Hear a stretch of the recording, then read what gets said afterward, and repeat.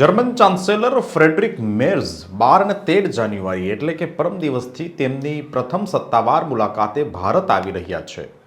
જો કે દિલ્હીને બદલે તેઓ સીધા અમદાવાદ આવશે, જ્યાં વડાપ્રધાન નરેન્દ્ર મોદી તેમનું સ્વાગત કરશે.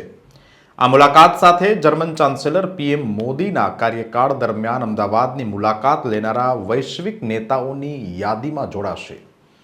મોદી વડાપ્રધાન બન્યા પછી વિશ્વના 19 નેતાઓ એટલે કે 19 ગ્લોબલ લીડર્સ ગુજરાતની મુલાકાતે આવી ચૂક્યા છે, જેમાં સૌપ્રથમ મુલાકાત ચીનના રાષ્ટ્રપતિ શી જિનપિંગે લીધી હતી.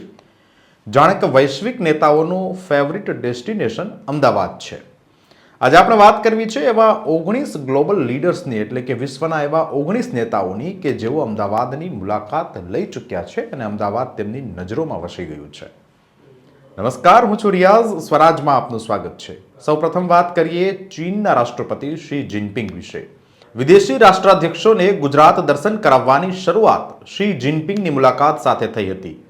જિનપિંગ તેમના પત્ની પેંગ લ્યુઆન સાથે 2014ની 17 સપ્ટેમ્બર અમદાવાદ પહોંચ્યા હતા. પીએમ મોદી જિનપિંગને સાબરમતી આશ્રમ લઈ ગયા હતા, જ્યાં જિનપિંગે ચરખો ચલાવ્યો હતો. ઉપરાંત રિવરફ્રન્ટ પાર્કમાં મોદીએ જિનપિંગને હિંચકે પણ ઝુલાવ્યા હતા. આ પ્રવાસ દરમિયાન ભારત અને ચીન વચ્ચે 3 કરારો પર હસ્તાક્ષર થયા હતા. એ પછી જિનપિંગ દિલ્હી ગયા હતા, જ્યાં તેમણે કેટલાક વધુ કરારો પર હસ્તાક્ષર કર્યા હતા. હવે વાત કરીએ જાપાનની, તો જાપાનના વડાપ્રધાન શિન્ઝો આબે 13થી 14 સપ્ટેમ્બર 2017ના રોજ ગુજરાતના પ્રવાસે આવ્યા હતા. અમદાવાદ એરપોર્ટ પર ખુદ વડાપ્રધાન મોદીએ તેમને આવકાર્યા હતા. બંને મહાનુભાવોએ એરપોર્ટથી સાબરમતી આશ્રમ સુધીનો રોડ શો કર્યો હતો, જે નરેન્દ્ર મોદીનો કોઈ વિદેશી નેતા સાથેનો પહેલો રોડ શો હતો. આ યાત્રા દરમિયાન શિન્ઝો આબેએ સાબરમતી આશ્રમ, સીદી સૈયદની જાળી, ગાંધીનગર સ્થિત મહાત્મા ગાંધીને સમર્પિત દાંડી મ્યુઝિયમ કુટીરની મુલાકાત લીધી હતી. ઉપરાંત શિન્ઝો આબેએ નરેન્દ્ર મોદી સાથે મળીને મુંબઈ અમદાવાદ હાઈસ્પીડ રેલ પ્રોજેક્ટનું ભૂમિપૂજન પણ કર્યું હતું.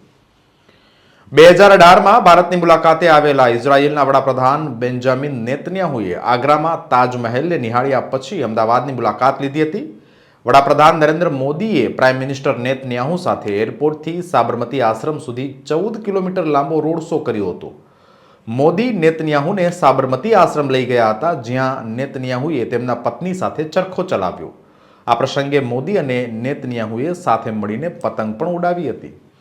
અનેક કાર્યક્રમોમાં હાજરી આપ્યા પછી મોદી નેતન્યાહુને આઈ ક્રિએટ સેન્ટર પર લઈ ગયા હતા. નેતન્યાહુની મુલાકાત દરમિયાન ભારત અને ઇઝરાયલ વચ્ચે સંરક્ષણ, કૃષિ અને અંતરિક્ષ વિજ્ઞાન સહિતના કુલ 9 કરાર પર હસ્તાક્ષર થયા હતા. ફેબ્રુઆરી 2020માં નમસ્તે ટ્રમ્પ કાર્યક્રમ અમદાવાદની મુલાકાત લેનારા વૈશ્વિક નેતાઓ માટે સૌથી પ્રખ્યાત કાર્યક્રમોમાંનો એક છે.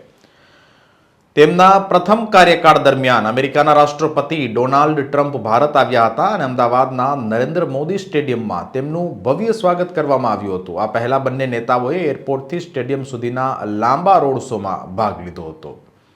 21 એપ્રિલ 2022 બ્રિટનના વડાપ્રધાન બોરિસ જોન્સને પહેલીવાર ગુજરાતની મુલાકાત લીધી હતી. 21 એપ્રિલે તેઓ સવારે 8 વાગ્યે અમદાવાદ એરપોર્ટ પર આવી પહોંચ્યા હતા અને રાત્રે 9:30 વાગ્યે દિલ્હી રવાના થઈ ગયા હતા. અમદાવાદ એરપોર્ટ પર મુખ્યમંત્રી ભૂપેન્દ્ર પટેલે પીએમ બોરિસ જોન્સનનું અદકેરું સ્વાગત કર્યું હતું. હવે વાત કરીએ શેખ મોહમ્મદ બિન ઝાયદ અલ નાહયાન વિશે.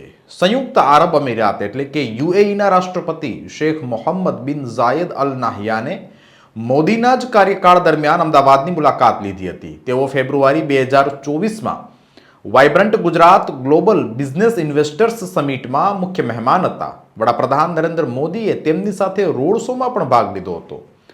7 થી 12 જાન્યુઆરી 2015માં શી જિનપિંગના થોડા મહિના પછી ગુયાનાના રાષ્ટ્રપતિ ડોનાલ્ડ રવિન્દ્રનાથ રામોતરે અમદાવાદની મુલાકાત લીધી હતી. ત્યાર પછી 10 થી 18 જાન્યુઆરી 2015માં ગુયાનાના રાષ્ટ્રપતિ અમદાવાદમાં હતા, ત્યારે ભૂટાનના વડાપ્રધાન શેરિંગ તોગ્બે પણ અમદાવાદમાં હતા.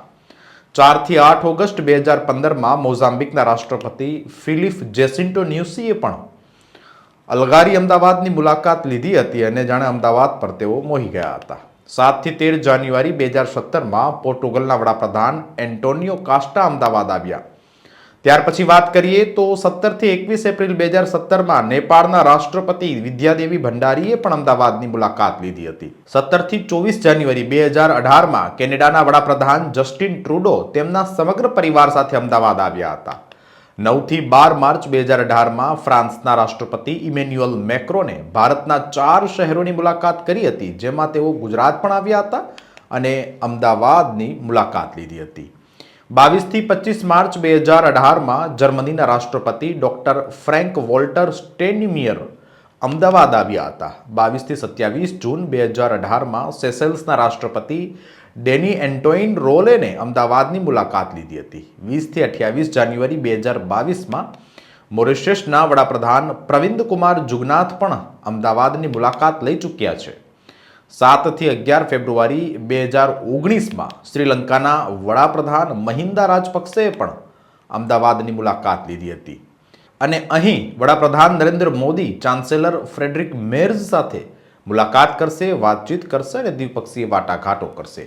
બંને નેતાઓ સાબરમતી આશ્રમની પણ મુલાકાત લેશે અને આંતરરાષ્ટ્રીય પતંગ મહોત્સવમાં પણ હાજરી આપશે. અમદાવાદની મુલાકાત લેનારા ગ્લોબલ લીડર્સની યાદીમાં જર્મન વાઇસ ચાન્સેલરનું નામ પણ એડ થઈ જશે. જાણે કે વિશ્વના નેતાઓએ અમદાવાદને પોતાના ફેવરિટ ડેસ્ટિનેશન તરીકે પસંદ કર્યું છે.